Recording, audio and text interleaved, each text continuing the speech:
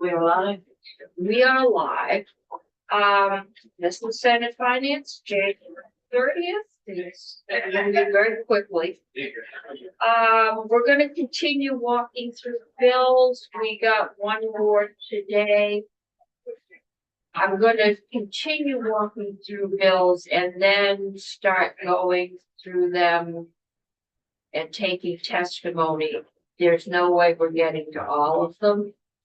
Some of them may end up going on House bill. We haven't gotten anything from, well, we have gotten captive insurance, which is an H.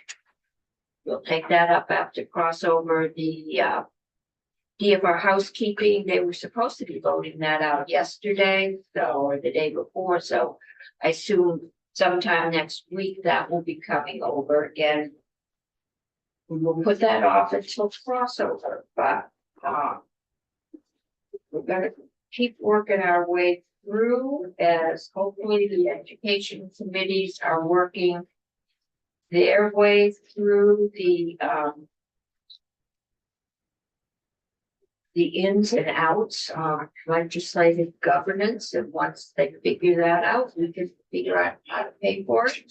We're looking at possible ways to pay for it, so we will be prepared whatever it is. It comes to us, whatever it is.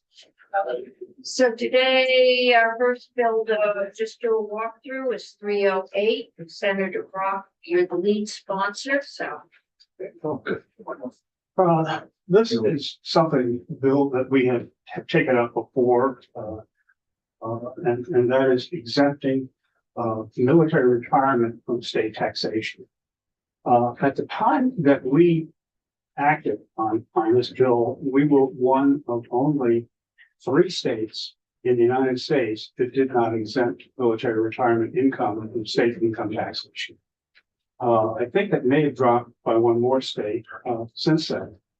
But what we did when we did the exemption, which was in the last session, is we made in 45. What we did is we did an exemption that exempted everything under 120,000, was 120, 125,000 from income taxation, but over that amount, it gradually phased out. The concern that I think we have, at least I know I certainly have, is from an economic development standpoint. We're desperately short of people who have specific skills. And one of the ways that we can attract people at a higher level of skill, particularly for the trades, as an example, are military retirees. But when you think of, let's say, a married couple that are school teachers, they're going to hit that 125,000 very, very quickly. And when they look, and this, we've got evidence such as it is from talking to the recruiters at each of the major military installations that are attractive to us. And what they say is that when they're doing out processing, when they're preparing people for retirement, and they list the literature, bring out the literature of all the states that would be places that they might relate to, that people look at Vermont and they look at the tax structure, they walk away. It's not attractive. Vermont otherwise would be a very attractive state for military retirees because of our recreational activities, because of the nature of the state is very appealing, and that's particularly true for people who are from Vermont to begin with. When they look at the retirement income, though, that they're getting, and they find that essentially they won't benefit from what you can get every place else, it is something that discourages people, and it discourages the ability to attract many of the very people that we need. We need electricians, we need plumbers, we need people who have a lot of the CTE skills, for example, that we are paying kids to develop. And we have people who are not at the journeyman level, but are at the master level that we're turning away. What this bill does is it simply expands what we already have to take away that limitation on the applicability. Kirby, you want to walk us through this?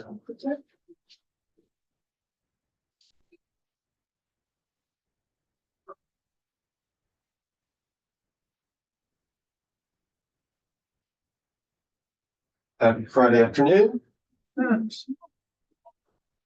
Keenan, Legislative Council.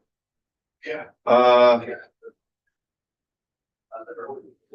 Consider properly hit the detail here because this is relatively short.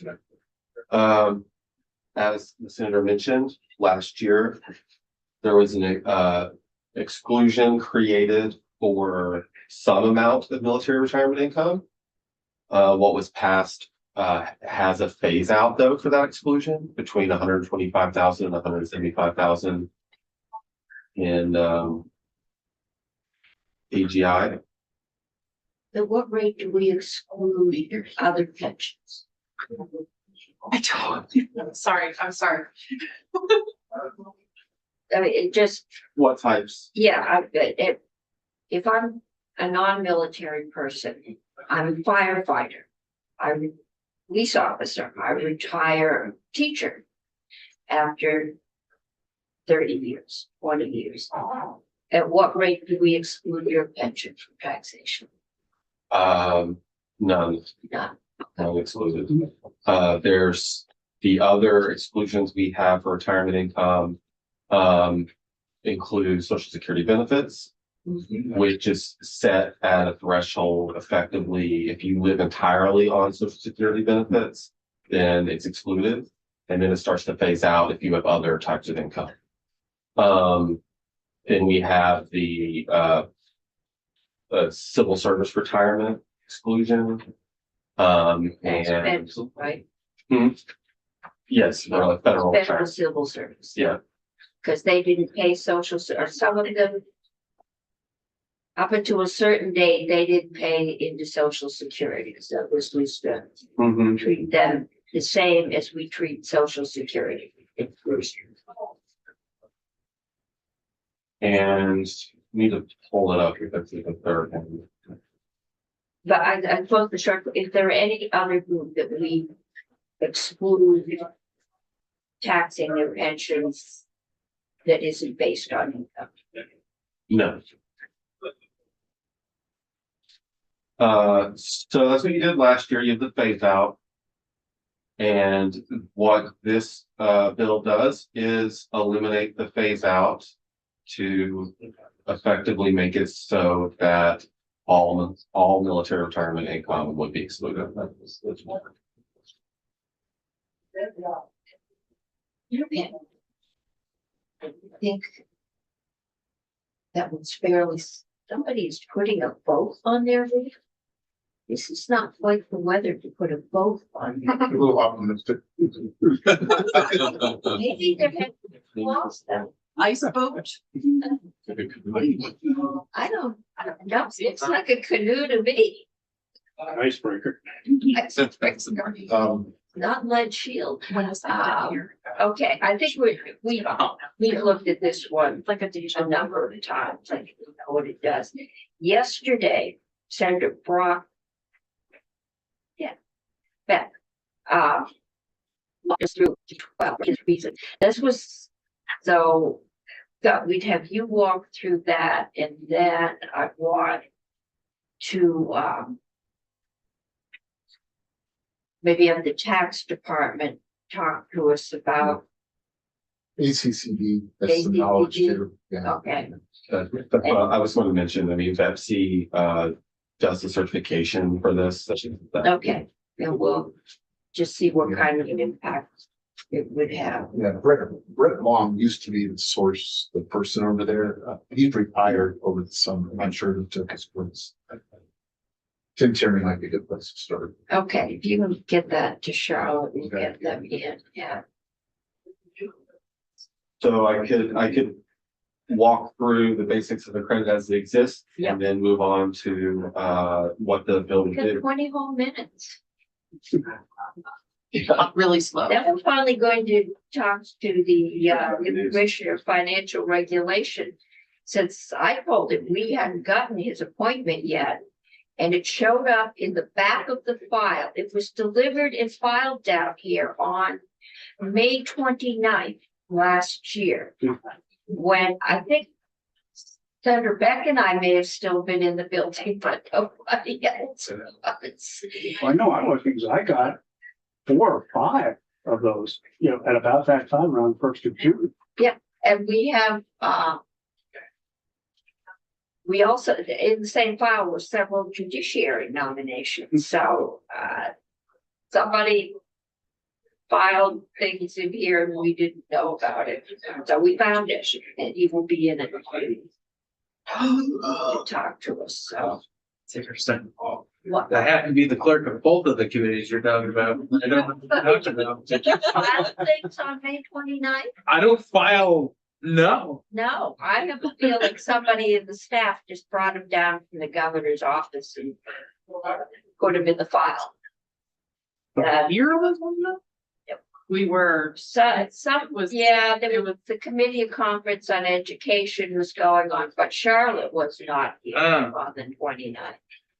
We were leaderless, and there were no formal committee meetings really No. happening.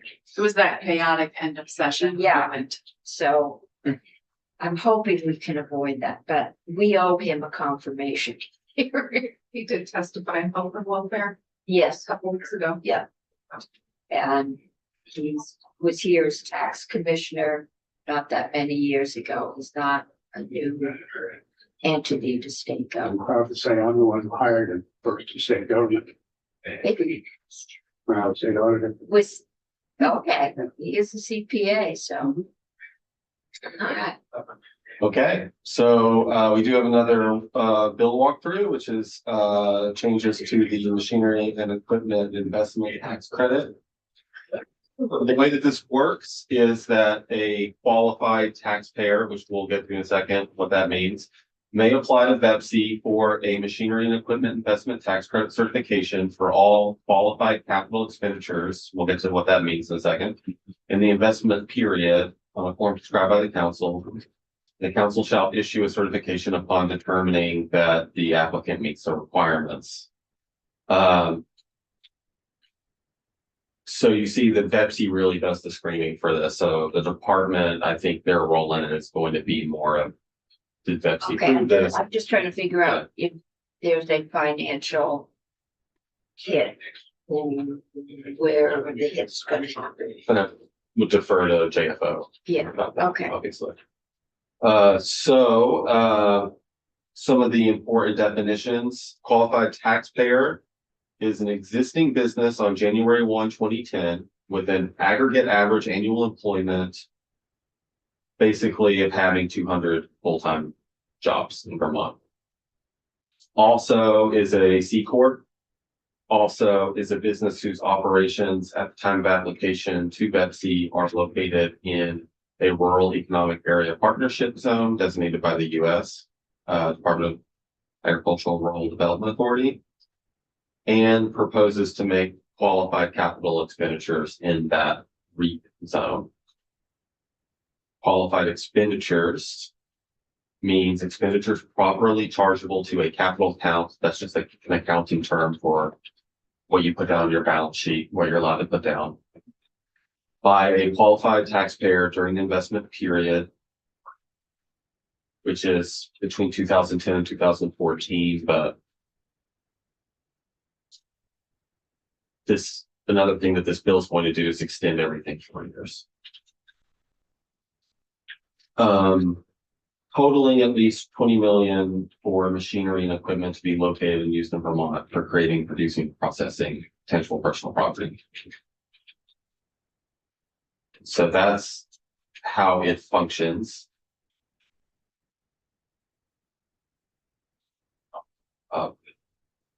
It's 312.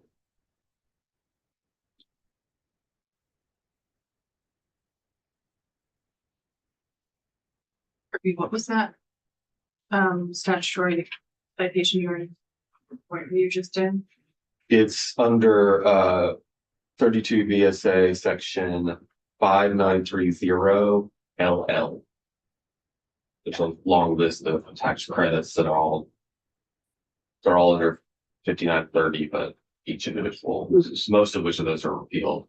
Was this originally given to a company in in your county. Yeah, And Wyden is the one. in my Yeah, county. that's it. I remember that. Yeah. Yeah, Yeah, this was. Yeah. It was an effort to keep Mhm. those. Mhm. It's an international corporation. Mhm.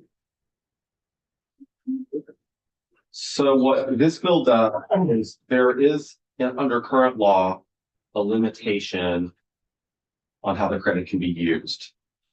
So that limitation, states that, the credit, may not be applied to reduce the qualified taxpayer's Vermont income tax liability in any one year by more than 80%.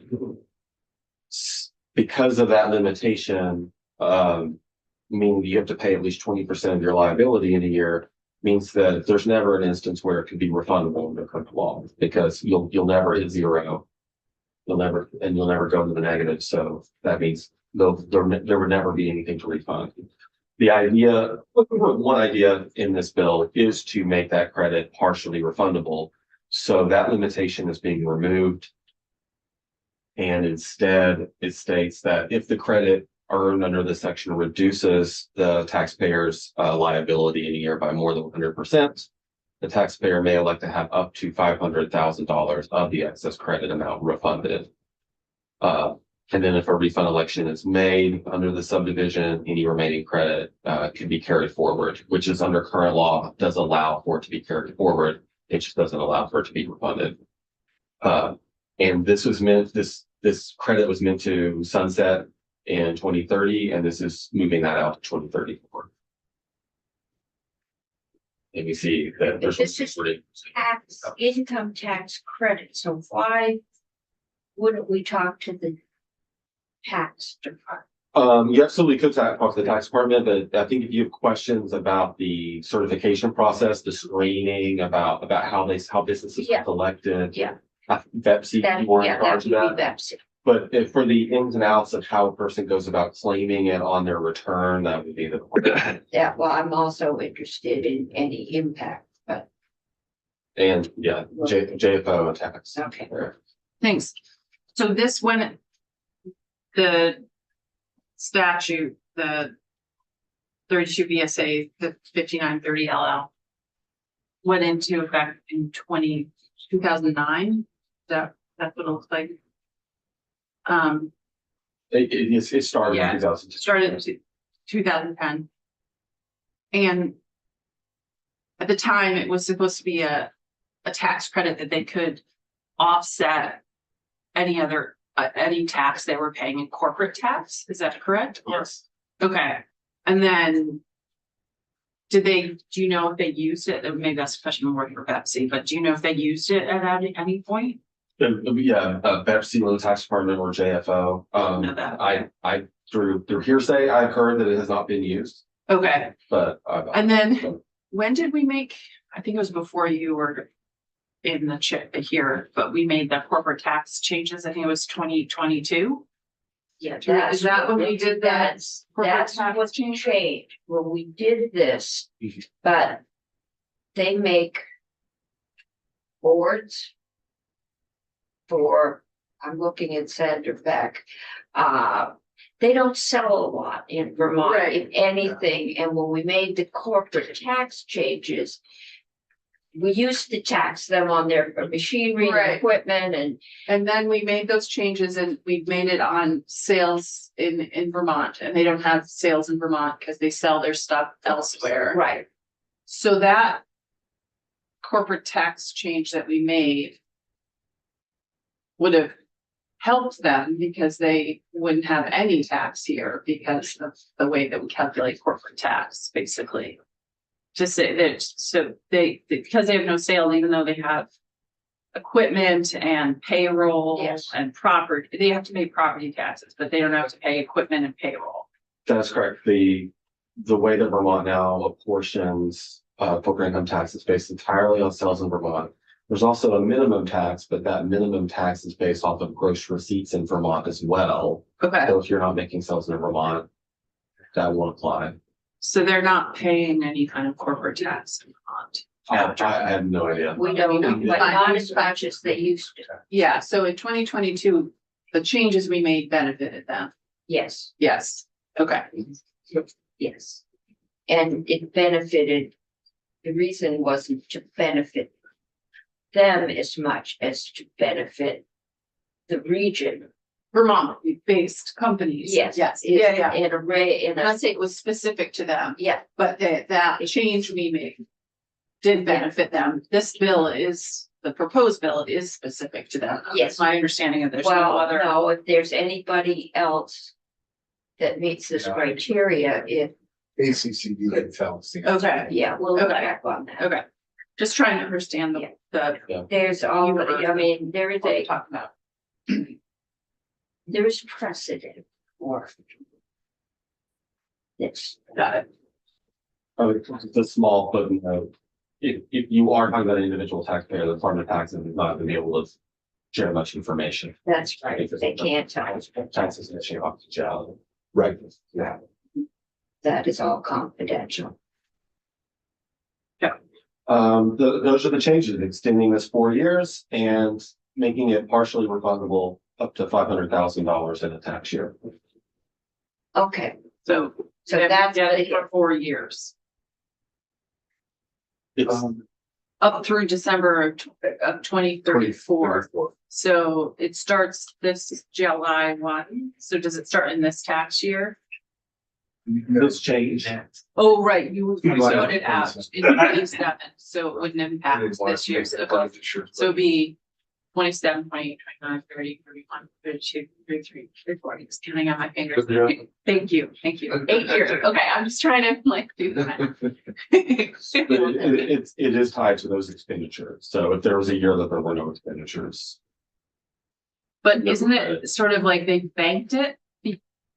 They banked it because they've carried it forward. So it could be from Right. previous That's a years. feature. Yeah, I mean, Credit. if this went into effect in 2010 and they haven't been able to use it, they could have a whole bunch of money banked. And so if it's $500,000 a year for 8 years, that's $4 million, Up to, yeah. up to $4 million.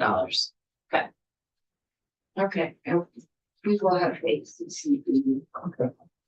Go through that and. Talk to us, that we've got ACCD coming in. On. The sunset. The veggie sunset, so maybe we'll ask them to. Stay a little longer and talk about this one. Okay. So we've got that one. We have Kai coming in a couple minutes. Anybody that has any bills they would particularly like to take up. Like before crossover, let me know. Next week. We have my We could do just now. If you want to Oh. add it on here. We have that. Okay. Who did Sarah Furman? I did. Okay. So we have appointments at the end, but. I spoke with her over the weekend. We had a nice conversation. She's very excited to be on through that experience. Okay, Who is she? What is her background? What is she? What makes her qualified to be on the? She's commercialism. She worked for a banker. Yes. Or credit, I can't say it, but financial institution, she's a commercial. has she been here? Yes. Has she been in here? I don't know. No, has she been on Peterbilt? Yeah, she's been on the board since I think July 1st. Okay, so, Yeah. but it is a new appointment, it's not a real, It's new. yeah, It's not a new okay. one. She works in commercial lending. Where does she live? Down south. Let me see if I can find that. Rutland, Yeah. 30 Allen Street, With, Rutland. It's HFCU, so that would be, you told me. It's not- HFC. HFC is credit. Okay. When do you want to do that last year? Because I didn't have, just remembering I had mine to do. I would like to do them as soon Everything's as changed. possible. I'll give a shout out to.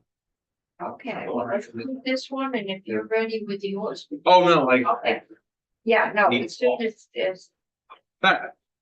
Sarah is the chief lending officer, so she gets shit everything. okay, so she's Chief lending officer, that, Heritage Family Credit. okay. We can pull up her bio, if you Google Heritage Family Credit Union, Lisa Herman. Sarah. Sarah Herman, sorry. Okay. Good conversation. Yeah. Then Rebecca, would you like to make a motion? I would move that we approve the appointment of Sarah Furman to be it. That's right. Work. Hey, Hold out there, Roger. They say it for when. Okay. We have a motion to approve the appointment of Sarah Furman of Rutland as a member of the Vermont Economic Development Authority. Is there any further discussion? If not, the clerk will call the roll. I'm not used to that. No, Senator Chifnin, Yes. Senator Beck, Yes. Senator Hardy, Yes. Senator Brock, Yes. Senator Gulick, Yes. Senator Mattos, yes. Senator Cummings, Yes. that's 7-0-0. Okay, that is 700, and Senator Beck, we're gonna put that upstairs. And these are all just the ones we do on These- these- Fridays, right? And yeah, that these This won't be was- presentations. However, our next one will be. And Kai, if you've gone out enough, do you? Do you want to take the hot seat, so we can thaw you out? Yeah, if only it was heated. Yeah. How's healthcare is the place to warm up? Oh, we did vaccinations today. Oh, okay. It was warm. Yeah. And I apologize, we found your appointment. Okay. Somebody brought it down and put it as a file on May 29th. After Charlotte had gone home Okay. and nobody knew it was there. Yeah. So we found it. And welcome. Thank you. Sorry for any delay. Oh, no problem. Ty Sampson, Commissioner of DFR. For the record. For the record. Yes. And I've known you in this building and in other capacities for a while, but I don't know that the rest of the committee has. So, just tell us who you are and your qualifications. Okay, yeah, Ty Sampson, spent most of my life in Vermont in, the town formerly known as Sherburne. Which legally changed its name to. A quiz. Nice. Yep. Questions. In the nineties. Should've gone into it. Didn't know that. That wasn't that long ago, guys. Yeah. I was The 90s? rather young. so I- That was in trivia too, by the way. Was Sherburne? Sherburne, yeah. Yeah. Yeah, Sherburne, went to Sherburne Elementary School. Went to the University of Vermont. Ultimately got my certified public accountancy license, worked in public accountancy for a couple of years. Was looking for more stability with a young family and, went to an internal audit job at Blue Cross Blue Shield of Vermont that brought us into central Vermont. Then Mr. Brock was elected state auditor. And I was at the Vermont Society of CPAs meeting and Senator Brock was looking, then Auditor Brock was making a very good sales pitch to needing some CPAs in that interest. And I talked to him after and the rest is history. Sounds like a good hire. Very good. Worked there for a couple of years and I learned a lot in those years. And then ultimately transferred over to the Department of Financial Regulation, BISCA at the time as an insurance. And at that time, there was even at the same pay grade, a differential in state pay that was attractive and very attractive for our family in terms of state wages and kind of make a go of it. Still early in my career, but so then I stayed at DFR all the way through until I was named deputy under the Shumlin administration. But yeah, I was hired at DFR when Crowley was commissioner. Pete Gankowski Crowley was deputy. formerly a member of this committee. Right, yeah. And then the Shumlin administration was when I was appointed to deputy commissioner. And that would have been after Steve Kimball, Susan Donegan became commissioner. And then, of course, VHCA became DFR because the HCA essentially moved over to become the care board. Then the current governor asked me to be his first tax commissioner, which I did. And that's the last time I've been in this committee. In that role, and did that for several years until there was an attractive opportunity up at National Life, which I took. So I'd been up there until last April when I came back to state service. So about 6 years at National Life, ultimately as chief auditor. So always wanting to be like Senator Brock, the chief auditor. But enjoyed that role a lot. Saw when Commissioner Gaffney retired, seeing this role open. I love regulation. I love the intersection of data analysis and policy. I love the opportunity to be involved in consequential challenges, of which you guys are every day, and get exhausted by, I'm sure. But when you're away from it for a while, you do miss it, believe it or not.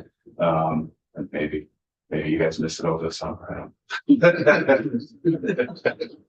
So seeing that position open for several months and started to wonder and started to think, and then made a call and said, what's going on with that position? And ultimately, that was the governor and was appointed commissioner. So here I am. Okay. Questions, Eddie? Thank you. I'm Ruth Hardy. I'm at the district. I don't know if I've actually anyone person. Yeah. So I'm curious if you could submit or send us your resume or bio. I mean, you just went through it, but just having it and wondered if you could speak a little bit about your plans, philosophy, goals, etc. about leading sort of, but leading a new, especially given the complexities and challenges we're seeing right now. I mean, certainly in healthcare, but also other areas. So sure, yeah, I'll send my resume to sorry, we haven't done either, Charlotte. So my number one goal, I think, for the department is really about, and it sounds strange, but to increase consumer complaints. And the reason that isn't as silly as it sounds is that we have so much to offer in our consumer in each of our divisions in terms of helping Vermonters deal with everyday things, from an auto claim to issue with a financial advisor to questions about a banking transaction. We have consumer services folks in all those divisions. I know that the biggest barrier to helping Vermonters is they don't know who the heck we are and what we can offer in terms of help. And I wonder if back in the VHCA days, if people, spelled out the acronym, it was a little easier, like, okay, banking, insurance, securities, now it's GFR, we still have those divisions. So we have outreach efforts and just trying to coordinate those better. We have, and I'm sure this committee was part of approving it during P-Check's tenure as commissioner, with Gavin Boyles as general counsel, the ability to retain a certain amount of our enforcement action revenue into outreach and restitution, or an education and restitution fund. So we have a grant program. The grants are open, and it's today the 30th. 29th and open till the end of the month, for financial education, essentially like fraud prevention and financial literacy. Mhm. Some of that money, the last time it was granted, went out to, CVOEO, Champlain Valley Office of Economic Opportunity. Yeah. And, I had an opportunity to go to Ski High School where they have a very robust financial literacy program and see some awesome presentations by high school students. That was funded through the CVOEO through, our grant program. Some assistance, some connection there. So it's those type of opportunities that, in the financial education, realm that we want to continue supporting or enhance our support for. But overall, get the word out on, and it starts with here in your constituents. Like, we offer help. We have a consumer helpline, and in all sections. So that's my number one Okay. hope for the department, and we're moving in that direction. In terms of healthcare, that's the number one thing I'm involved in, because I started at the department as the Blue Cross Blue Shield analyst, financial analyst and examiner. So very close and long history, understanding the finances and health insurance space, which means the entire health, services delivery, how it expresses itself in it. Mhm. Yeah. So, In terms of the first one, the education, I actually didn't know that you did a lot of that work, and that's good for me to know. Could you send us some information about if we do have a constituent? I usually send people to the AG's office or something like Yeah. that. So if you're the first step before they go to the AG, right, or you do different things obviously you do financial related stuff, but Yeah. that would be helpful to know Yep. what we would send them to you for. And in terms of the education, one thing that we're seeing a lot more of, and I've talked to a couple people about this, is I know you're aware of this, but the fraud that's happening, particularly to seniors, but other people too, and where they're getting, cyber fraud, and then they're getting their bank account cleaned out because of bad actors, and wondering what you're all doing in that space, and if you're working with, maybe the sort of like elderly services and all the sort of senior citizen organizations on that. yeah. So, maybe closest to that is Amanda Smith, our securities deputy, who's been there for several years. They have a program of education, and they do focus on, senior living communities and stuff like that. So they've got a like a fraud bingo, so there's fun education that happens. But that's exactly the kind of thing that in our grant application, that we invited people and actively send, because there's only so much we can do in terms of direct outreach with our own staff, but we have this availability of funds to support those efforts for nonprofit schools and organizations. So, we can push that out to, the agencies on aging, Mhm. make sure they are aware of them. So we're looking forward to see what we get back for ideas there. That's great. And to that question, we saw a walk-in, which is great that someone steered into us and walked into our office at City Center. Horrifying example of what you explained. Yeah. Really jaw-dropping. And it's a good wake-up call that even folks that are educated on this might even have a background on it, but Yeah. the sophistication and the customization of the kind of gaslighting and manipulation is so sophisticated. Yeah. And talk to banks who have had people come in with the fraudster on the phone. And, Yeah. oh, they're going to tell you this, Yeah. they're talking to tellers that they've worked with for years in a local bank. And the fraudsters have convinced the victim that the teller is in on it. Mhm. They're not going to want to give you your money, but you need to take it because they're in on it. They've been hacked too, and it's amazing. Yeah, it is amazing. I mean, I've talked to our local banks about it, and close member of my family just happened to them. They lost their entire retirement savings. And so It's like tragic what's happening to people. you will see coming over from the House, the financial transaction legislation with that. Okay. That is essentially, and the banks are all in on it, Okay, good. which essentially powers them, gives them appropriate liability, which is, liability relief or protection to say, this doesn't look right. Yeah. I am not giving you your entire form of balance right now, you know, and right now you can't do that. It's your account, but if it is so crystal clear that they're willing to do it and the statute will back them up, which under certain circumstances or conditions of law will. So that's a powerful tool to empower our face-to-face, or not even face-to-face, but our banks to be able to block a transaction and follow certain protocols before they release the money.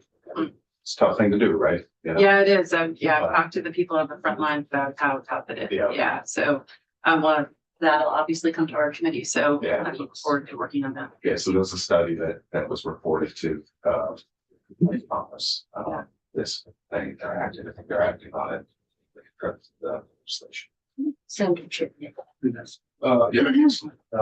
I see over the next 10 years, your role, probably having to both adapt and adopt AI tools, both internally and also adapting to an environment where it's going to continually have to be addressed through regulation, like AI agents using price collusion tools to circumvent antitrust laws and so on. How do you see AI on the current horizon, and how's that going to factor into some of your priorities?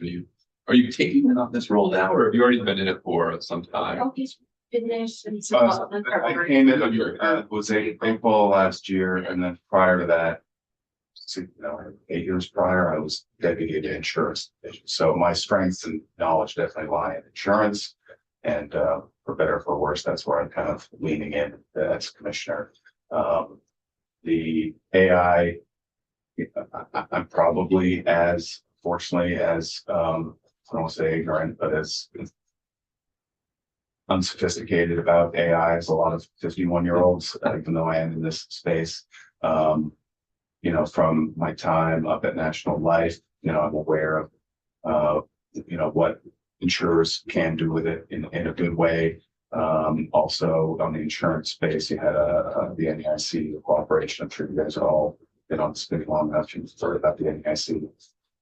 Yes. Okay. They draft all regulations, bulletins, and laws. So Vermont, of course, did publish the AI model governance bulletin. So a lot of it has to, at the highest level, from a regulatory point of view on the financial institutions, it's ensuring that it's not used without human intervention. So the term human in the loop, it's not used for consequential decisions without that oversight. And the governance around it. So that's the focus at this point. In terms of using it within the department, I haven't personal experience with that, but we have folks interested in that certainly around financial examinations, right? Large amounts of data and just getting through it, compiling it, and highlighting areas so that the human time is more focused. Do you have any I'm not relation? cutting edge, fortunately, to be honest. Do you have any relationship professionally right now with the Agency of Digital Services? What do you mean by that?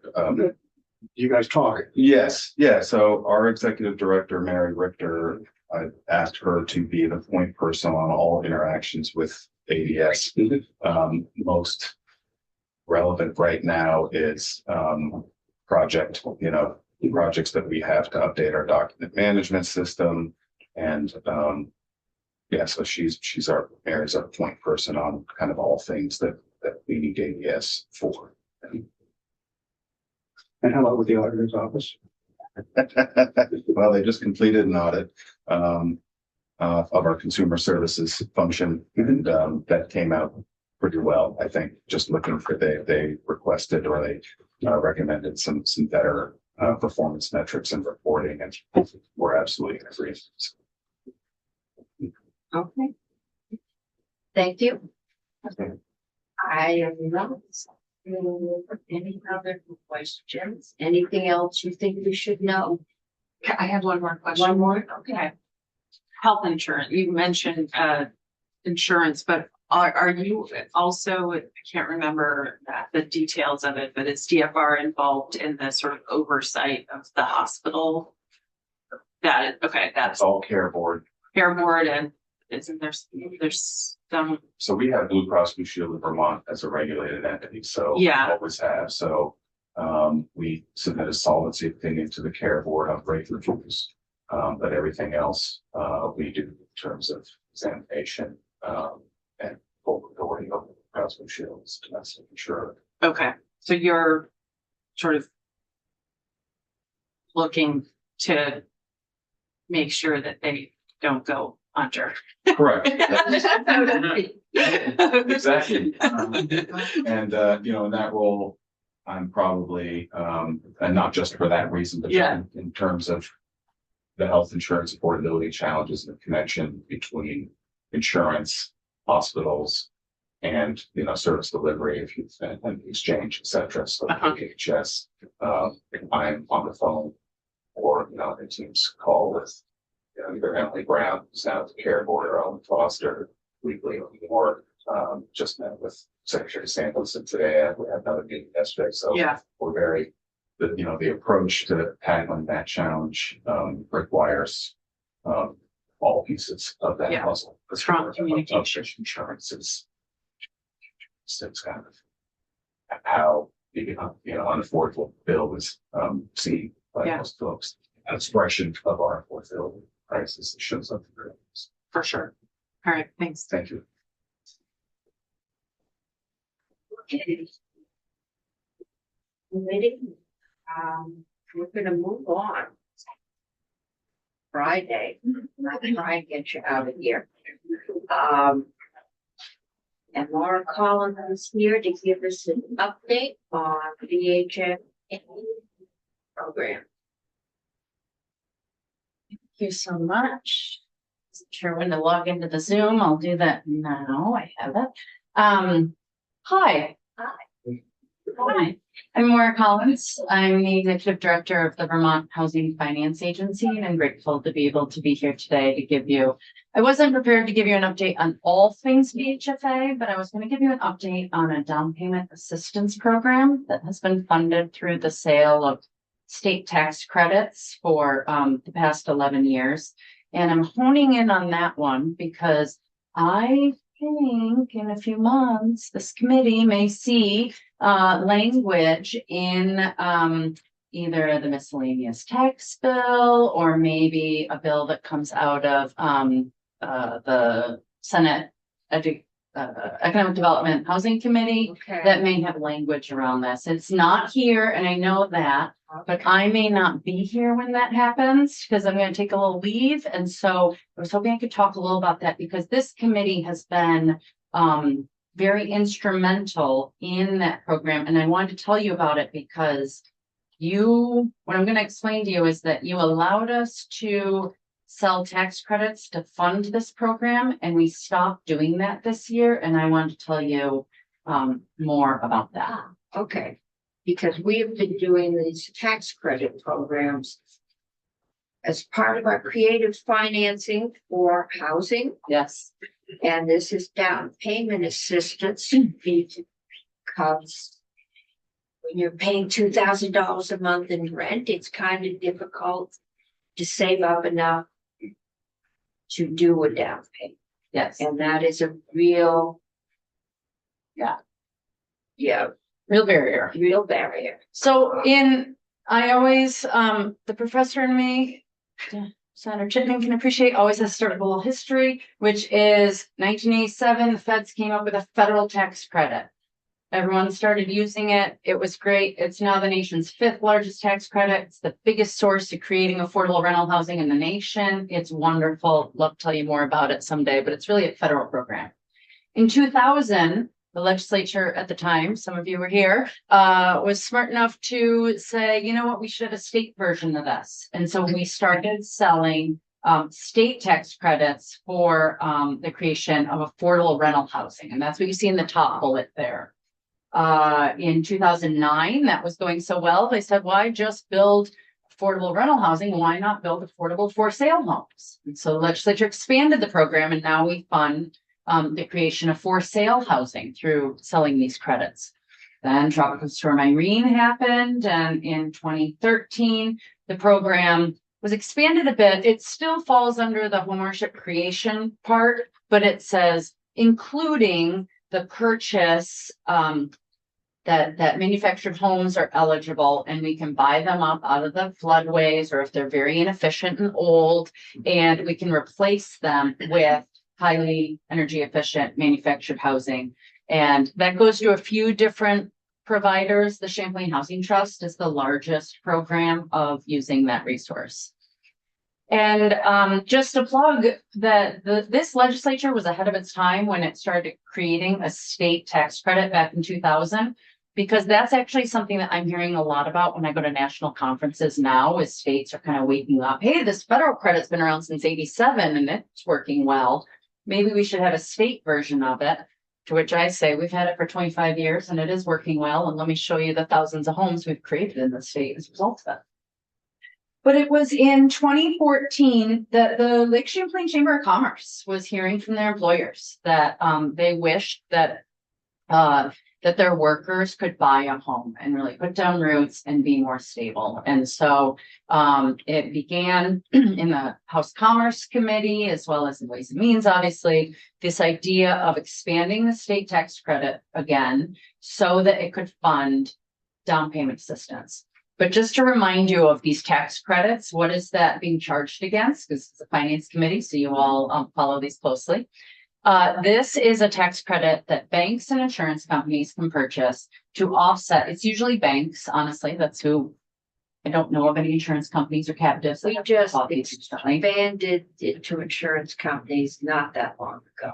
And so it's mostly banks, and they're putting it against their bank franchise fee, which is the, I'm gonna call it a tax on their deposits. And so they have $1 million in deposits, they have to pay a bank franchise fee on that. They can pay a little less than that, because instead of paying that tax, they're dedicating that money to these affordable housing programs. And this is a 5-year tax credit. And I'll explain how that hits the budget at the end of my presentation. That I don't want to say I'm gonna lose you on it, but it makes your eyes bleed a little bit. So it's a 5-year tax credit, meaning that they can take a little bit off their taxes for 5 whole years. But it means that when they buy this tax credit up front, they're giving us 5 years worth of money, which makes it enough so that we can do something with it. It's a very efficient tax credit. This is very important for you to understand, is that there is a time value of money. If I can't write this 100 grand off my taxes for 5 years, then I could be doing something else with that money in the meantime, earning on it. So there is going to be a discount for selling a 5-year tax credit. But I'm pleased that for most of the years, we were getting 95 cents on the dollar for this. Now we're getting closer to 90 cents as interest rates have gone up, because banks have other options for their money. You can earn more off it. But still, keeping this over 90 cents is a very good rate of return on these tax credits. So it was created, like I said, about 10, 11 years ago. What is it? You get a VHFA loan, you're a first-time home buyer, you go to your lender. That could be a bank, a credit union, a mortgage company. Everyone in Vermont is welcome to, all these lending institutions are welcome to be a VHFA lender.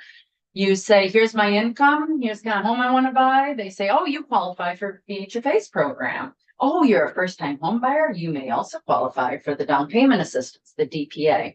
And that's where we will give people, used to be up to $5,000 when the program began. When prices rose, we did increase that to $10,000. And they get that so that they would have, their mortgage would be $10,000 less than what it would be otherwise. And this is a loan. It's a silent second lien, and it's 0%, no fees. They make no payments on it. But we are giving them $10,000, up to $10,000 of the state's money to sit there quietly, not doing anything. And then when they refinance, they give it back to us. Or when they move, or when they die, or whatever happens, that comes back to us. We don't do any refinancing at VHFA, so that's why it's tied to the VHFA loan. And You can combine this with other down payment assistance programs. You could be a first generation buyer, meaning your parents didn't own a home, and you may qualify for a grant through that program. Grants are different than loans, but this means that we have deployed millions of dollars that's invested in Vermont. And you can see the map here. We've helped over 2,100 households across the state. And if I had my notes with me, I think we've had 248 or 9 towns. So I feel like we're getting the geographic distribution pretty well. 249 towns in all counties of the state. I send it back in some question. In that program, like so you have basically a revolving loan fund. What's like, how much do you have out there that's waiting to come back to you? $13 million Okay. is pretty much out there. But I have a slide to say how much is still invested, how much has come back, and we're gonna get into the Okay, repayments great. in a second. I just want to say, why would we want people to be homeowners? I want to be very clear, not have anyone misunderstand, just because I'm talking about this program. Doesn't mean that I think everyone should be a homeowner, and doesn't mean that I think everyone should be a homeowner now, okay? I'd be happy to come back and talk about rental programs. We do something at every rung of the ladder to help people. And there is a value in becoming a homeowner. And one of the values is that this can address a wealth gap that we see between owners and renters. Looking at the wealth people have gets skewed by the value of one's home. This is the largest asset that the middle class has. And so we see that homeowners, their median net worth is $400,000 compared to renters, $10,000. So that shouldn't surprise us. The value of that home is in there. But when you take out the value of the home and you set that aside and you just look at homeowners and renters and the other passive income that they have and appreciating assets, we see that less than half of renters have appreciating assets, whereas 78% of homeowners have it, and we're not counting the home. Okay. And then when you bring in the value of the home, you can see on this chart that the equity we have in our homes is going up and up and up. And so we know that home prices have been increasing. We know that 73% of us, I think, own our homes. And so as we become so upset about rising home prices, we get so upset all the way to the bank where we go apply for a home equity loan and send our kids to college or invest in a small business or just have more financial security, because we know that should something happen and we have to be out of work for a few months or something like that, that we have that equity there. And so, Can I stop with a quick Yeah. question? And I think I read somewhere that Vermonters actually of all states have the highest amount invested in equity in their homes. There's some stat Yep. around that. and I can't quote the stat, but if we're not number one, we're always like in the top 5. I want to point out that a lot of stats around homeownership and equity and things like that are racially influenced. And when you have a state that is 90% white, you often will find, like, our homeownership rate actually matches the white homeownership rate nationally. So when people get very proud that we have a higher homeownership rate than the national average, when you take race into account, which we always have to do with homeownership, Yeah. then that levels it out. And but with equity, yes, the Northeast doesn't like debt as much as the rest of the nation. That's my take on it. A lot of the Northeast states, that Yankee frugalness still is around. And home values in the Northeast have been rising fast, and so it can help with that equity proposition. And I would say in Vermont, we have very good regulations, back to Commissioner Sampson, who was just here, to protect our borrowers. We did not see in 2008 and 2009 the same kind of predatory lending that we saw in other states. Yes. One question, Maura, and it's just like this, these are not income adjusted for inflation, are they? Correct. These are just looking at The actual price. Yeah. So the question is, as you take a chart like that and you do it on the basis of adjusted for inflation year over year, the gap of where a person winds up with wealth would be different than what we're looking at. Have you seen any statistics and charts and so on that do that?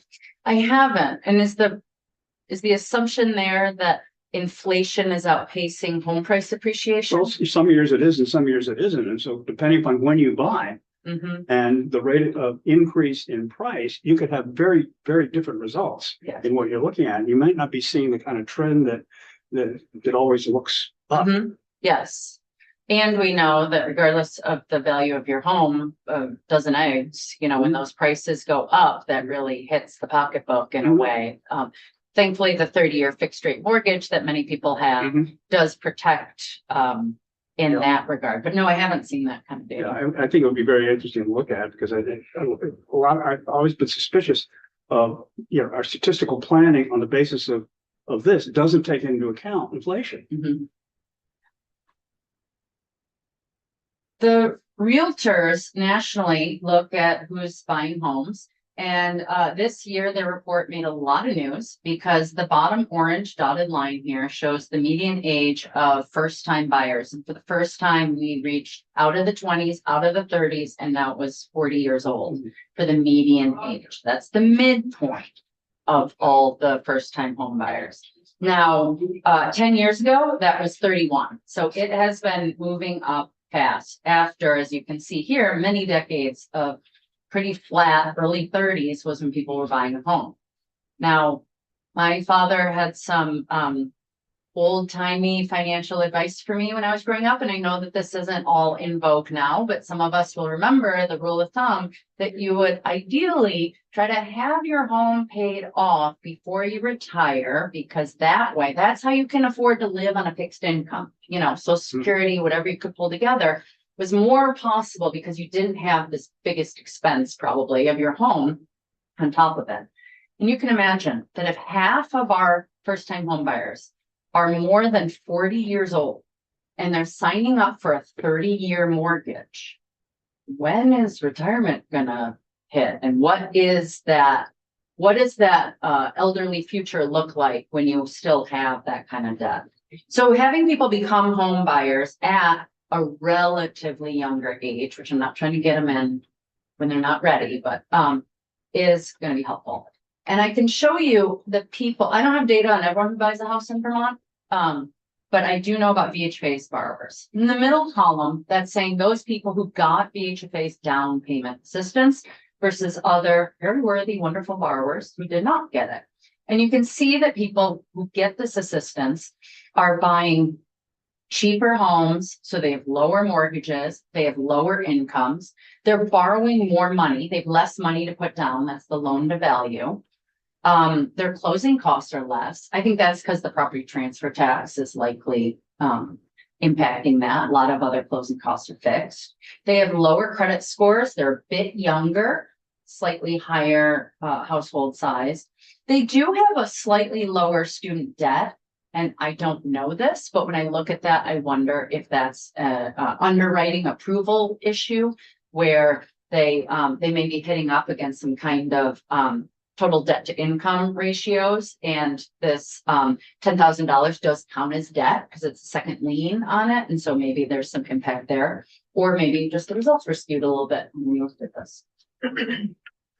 Because this was an economic development tool originally, and employers were the ones back who were really clamoring for it, we asked if we could ask borrowers who they worked for when they closed on these loans. So this information goes back the whole 11 years of the program. And these are the types of industries who are served by our program and what percentage of them get it. And you can see what the median wage is for those industries. And there's some real variation. We also looked at the top actual employers. This shouldn't surprise us. The state of Vermont is the state's largest employer, so it's the largest one served here. But then there's also some interesting findings. You know, I'm not used to seeing Killington on a top 10 list of employers. I don't know what their full employment picture is, but I do think it goes to show that there is some water cooler talk here, and that when people know of a program and know that their colleagues or friends or neighbors are taking advantage of something, that word gets around. But you can see here that we have largely served the state's employment workforce pretty evenly and pretty well, I would say. So this gets to Senator Beck's question. We have helped over 2,100 households. And I know what they bought their home for. And I don't know what those homes are valued now, But I do know what appreciation has been happening in those towns between then and now. So we looked at data through the end of 2024. And so 63% of the people who received this money are still living in that home. They still have that VHFA mortgage. They haven't repaid it.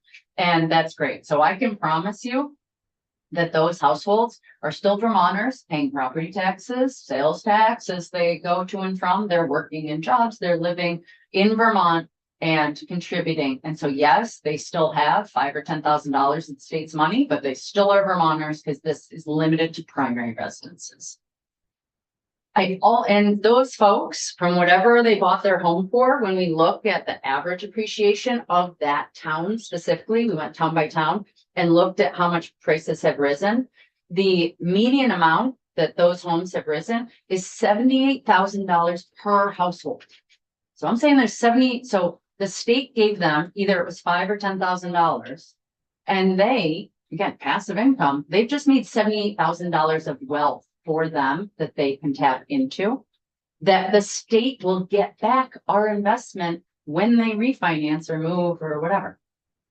Additionally, another 500 households have paid us back. They may still be living in that same house. They may still be Vermonters. I don't know. You know, they don't tell me if they're just refinancing or moving, but I know that there's been $3 million of this loan pool that has been paid back, that we've re-lent out, and that those folks as the median, their homes increased by $50,000. It's probably a little smaller of a number because they were there less time.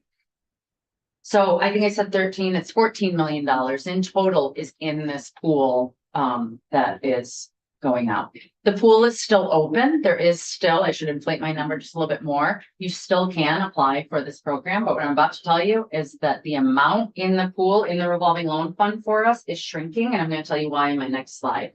But first, I want to say that if you added up the 2,100 households that we've served, and we look at those who still live in their homes or those who paid us back and all that, we can say that if their homes did appreciate at the same rate as the rest of their town, some will be higher, some will be lower. We know that the $14 million of state investment, which is still available, I'm going to keep saying it, it's not gone. We didn't hand it out and not get back. That 14 million has generated over $137 million of wealth for Vermonters. That means for every dollar we've lent out, people have gained $15. Yeah. Well, thank you, Maura. I just was wondering, I know you're going to show us that sounds like the pot might be shrinking. Is there enough actual stock out there for you all to reach your full potential and you sort of get maximum impact? It's hard for me to say, you know, like how many latent home buyers, how many renters want to be home buyers? I can comfortably say a lot without even surveying them because of how much our phone rings and the emails we get and what we hear from the homeownership centers and just the media. I mean, I know of a lot of college graduates living in basements right now. And so I do think a lot of people want to be a home buyer. We would all probably have a different answer about, are they all ready? Or is it all appropriate? Is it reasonable to think that someone in their late 20s who's earning $60-something thousand should be able to buy a home? I think yes. But, you know, other people may say, no, wait till you're 40 and you're making $100,000. And right now that's more what it takes. So no, I don't think we have the stock that's available. You know, housing, and I've talked about this at all member briefings in years past. Anytime I talk about one program, you're going to hear me cheerleading for that program. And it's going to make it sound like this is the best program in the world. But I'm a mother of 3, so I know better than to pick favorites.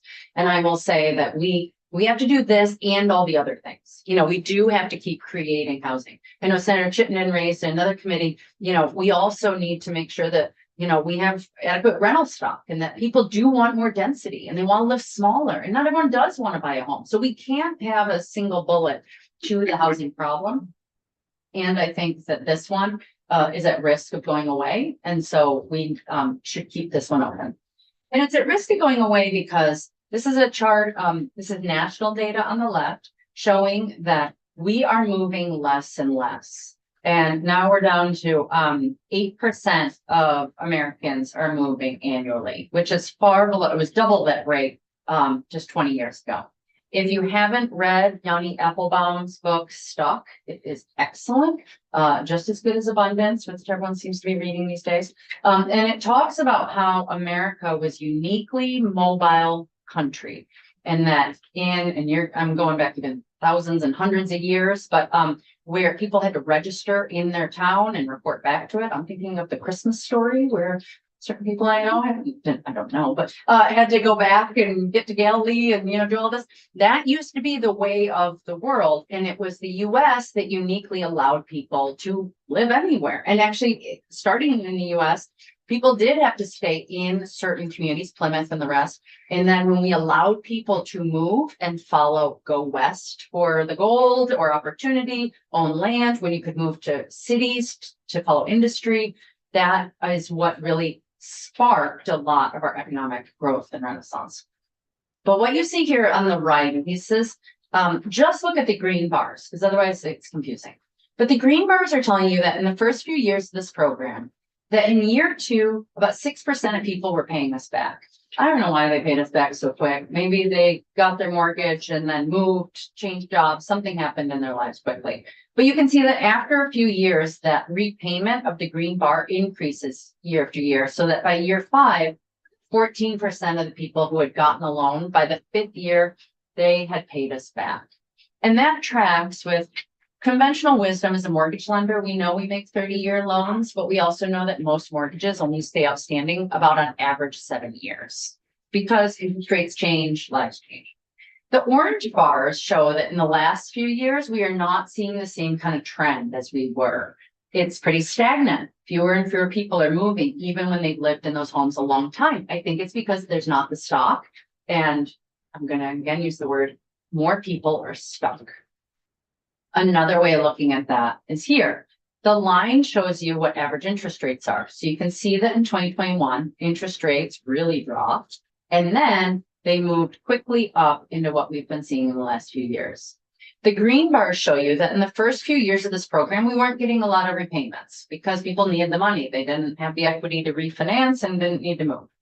But as time went on, when refinancings were happening left and right in 2021, we all of a sudden had an extra $800,000 of repayments on top of, for each of these years, VHFA was selling tax credits. We were getting some amount of money from those tax credits every year. And because it's a revolving loan fund, it's not a typical government program where we get the money in and have to spend it by June 30th. We just managed it. And managing it through the home buying process is exceedingly efficient. You don't apply to VHFA, we don't rank score you and make you jump through hoops and get this program special and look at who's most vulnerable. We just tell our lenders it's available if people are eligible. And here's the rules of who's eligible, and they get to promise this money to people. And yep, we double check on the back end. Yep, they're eligible, and we cut a check, and that's how it works. That means that this program operates with no admin fees.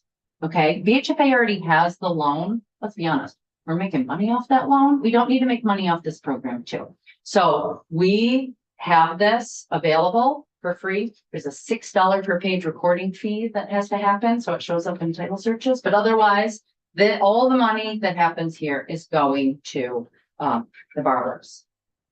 This is the one that's going to make your eyes bleed, but I promise I've done this testimony enough times I can explain. It's a 5-year tax credit, meaning if you look at the row that says 2026, we are in process. We've just about sold all these tax credits for this year. And since we're selling a 5-year tax credit, it means that 1/5 of that is going to hit this fiscal year's budget. The second year of that tax credit, the bank will say, I'm not paying $250,000 in my bank franchise fee. And so it'll hit next year's budget. So there's a tail on the program.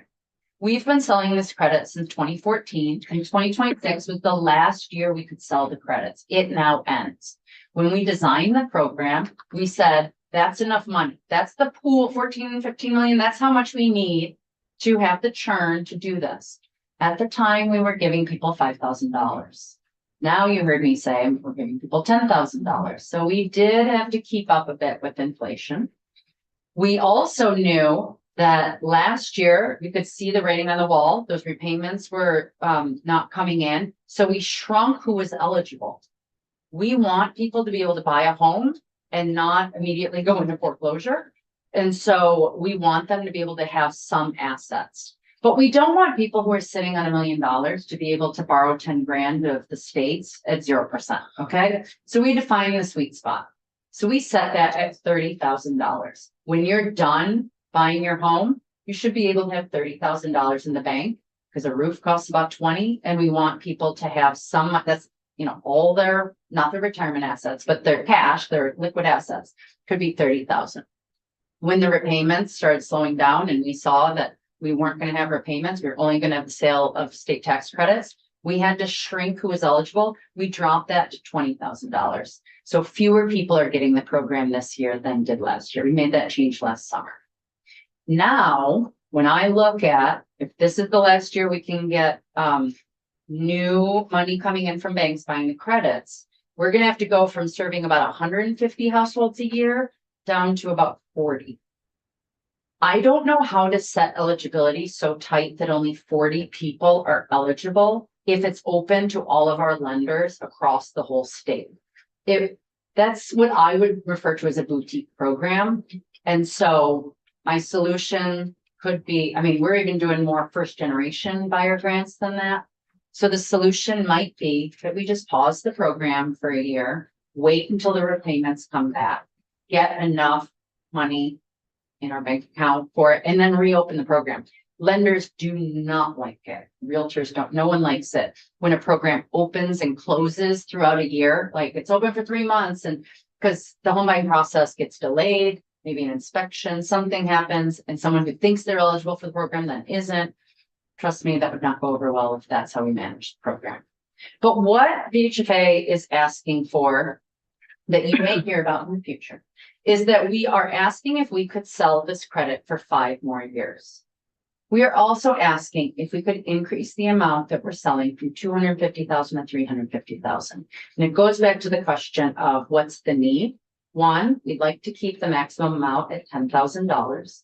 And we are working very hard in many ways within VHFA to increase the number of loans we're doing without costing the state anything. Our mortgages are paid for through other Wall Street means that I'd be happy to talk about another day. But we are trying to get our borrowing costs as low as possible. We think we are going to be successful in being able to reach more customers if the stock is there. So we want to be ready with this. So the blue row tells you what you've already approved. You can't change that blue. Well, maybe you could, but please don't change that blue row, which is where you said that we could sell the tax credits. And I told you there's a little tail on those sales. So that's already in JFO and everyone's predictions of what's going to impact the state budget. The green row is the total of what I'm asking for, which is if approved next year, there'd be $350,000 that the state did not collect in these bank franchise fees. And then next year, it would be twice as much as that because there'd be 2 years of these credits hitting. The first year from 2028 and the second year of the credits we sold in 2027 and so on and so forth. If you added up the numbers in that green row, you would see it comes to $8.75 million hitting the state's budget over 9 years, which means this costs $972,000 for those 9 years.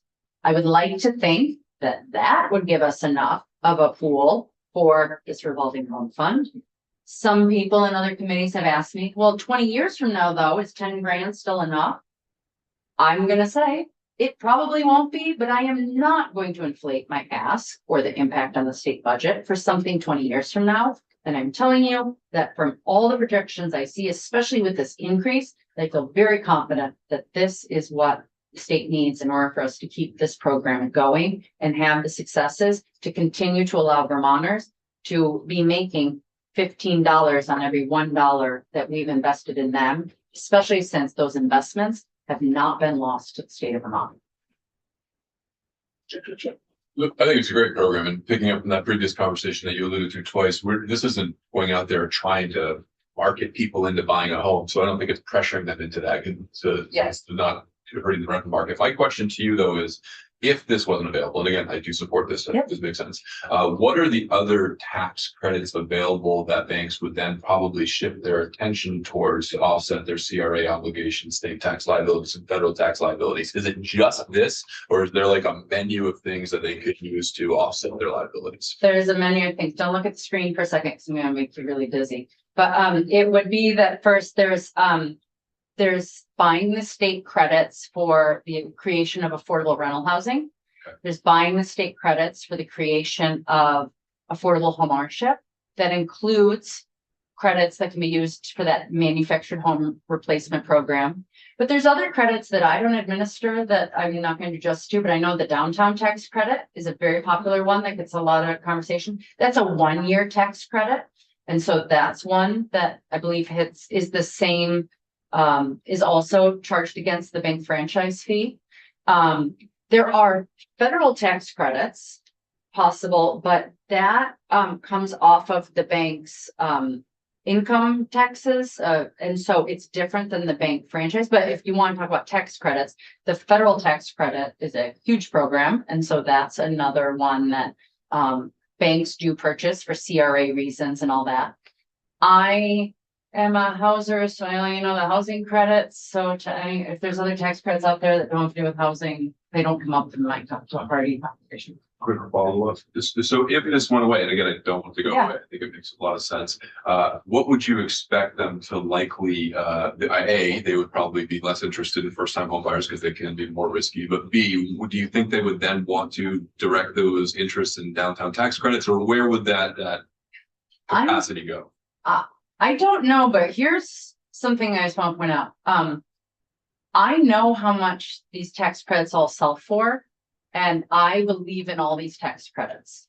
I also want to say that this is the only one that gets over 90 cents on the dollar for a 5-year tax credit. So that doesn't mean that any of the other credits aren't worthy and wonderful, but this one is the most efficient. And one reason for that is that you all were very smart when you said, instead of giving these tax credit awards to lots of developers of housing or downtown areas or something like that, that's a lot of different people who, some of which downtown development groups and all that aren't used to selling tax credits to banks. This is a whole other financial transaction. I don't know that they're skilled in the negotiation of showing the bank, hey, this is your IRR that you get off this interest rate of investment. This is, what you can expect from here. We bulk sell all the homeownership credits for the for sale homes and this down payment assistance. That means that we can go to a bank and say, how much tax credits do you want? And we're talking bigger numbers. And there's an economy of scale and an efficiency that we've found has benefited this program, as opposed to if they were little awards of tax credits. I also think that finance institution CFO negotiating with the bank CFO, it's a level of conversation that sometimes isn't possible with other types of tax credits, depending on who's selling them. And so I'm very pleased and proud that, again, it only was recently that it dropped to 90 cents. To get 95 cents on the dollar for something that they couldn't claim for 5 years, when you do the math of the benefit to the state of Vermont, that's essentially a dollar for dollar, and that is wonderful. So would they show more demand for other tax credits? Absolutely, probably. Would it impact their pricing? I hope so. And now they would get more for the dollar, but I don't know because I don't sell those credits and I don't know what those conversations and negotiations are like. But I do know, and I'm a part of the conversations within BHFA, and I feel very good that we're doing a very good job on behalf of the state of Vermont. Question. 2 questions. One is just on the pie chart that you've had about who the employers. Yep. Did that over the life of the program? Yes, that's 1,700 people who answered our question. Okay. And then picking up on a question that Senator Chittenden asked, because the way he asked it made me confused a little bit. Banks can buy these tax credits it doesn't mean they are also the lenders for the mortgages, right? So Correct. it can be any bank, even if they're not a residential mortgage lender. Correct. They don't have to be a VHPA participating lender. It can be, right, and it can be insurance company, a captive. They have nothing to do with the mortgage process. They're Okay. just buying the tax credits. Okay, Yeah. so there's not a tie. No, Yeah. no. Okay. In fact, we usually sell most of these credits to about 3 or 4 banks and we have a 25 participating lenders. And yeah. Yeah, that's what I figured. Okay, just someone to take care of it. Okay.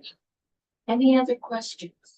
It's a good sales pitch there. If there are questions, if this were to cross your desk in the future and you had questions, I have a very wonderful staff would be happy to answer them and come back in and do that. But I do appreciate that I was able to give this testimony today. So thank you for your time. And I'm happy to give other VHPA update testimony at any point. Okay. If you want to know more about what we're doing. I know that down payment doesn't sound like much in the overall scheme, but if it's still 20%, right? If you come up with a 20% down payment, you don't have to pay mortgage insurance. And that was $300 a month, so it's probably a lot more than that now. And that adds up. And until you get 20% equity in the house, you're paying that. Yeah. Yep.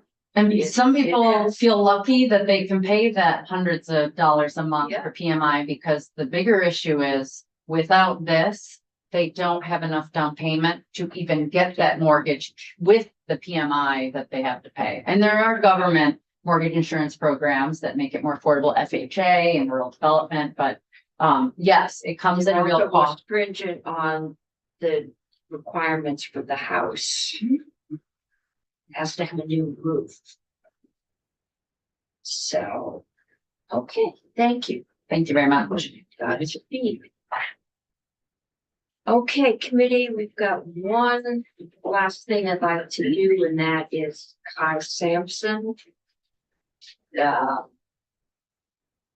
Is anybody ready to make a motion to? I'll make a motion to. Senator Brock has moved that we approve. You second? Yes. Okay, Senator Millick has seconded. Is there any further discussion? If not, the clerk call the roll. Senator Chittenden. Yes. Senator Beck. Yes. Senator Hardy. Senator Brock. Yes. Senator Gulick. Yes. Senator Meadows, yes. Senator Cummings. Yes. Normally the chair would report this, but I'm wondering if Senator Brock might like to, since you were responsible for getting him into state government in the first place. I will take all the blame all the way. your fault. Yeah, I'd be happy to report. I think that would be kind of full circle here. So that was easy. Okay. Thank you, committee. That is it.